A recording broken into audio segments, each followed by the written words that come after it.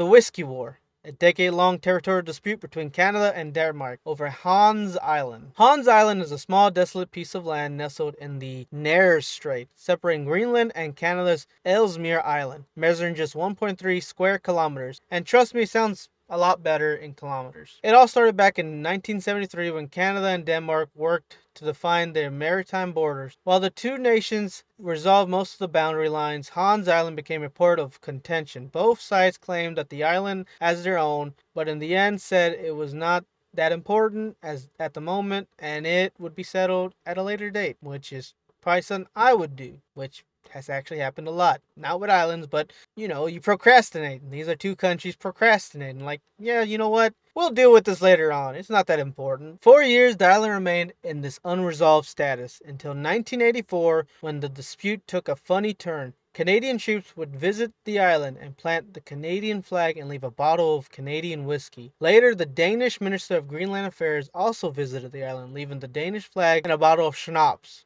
with a letter saying, "Welcome to the Danish island." Welcome to the Danish island.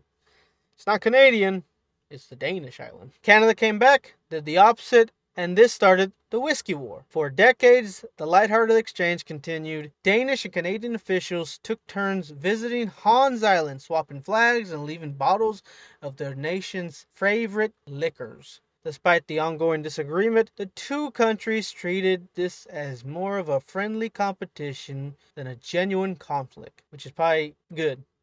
Imagine fighting over a little speck of land, which, you know, knowing history, it has happened a lot. By the early 21st century, both Canada and Denmark saw the importance of formally resolving the dispute. Years of behind-the-scenes diplomatic discussion led to the breakthrough in the year 2022. The two nations reached an agreement to divide Hans Island in half, establishing the first ever land border between Canada and Denmark, and thus ending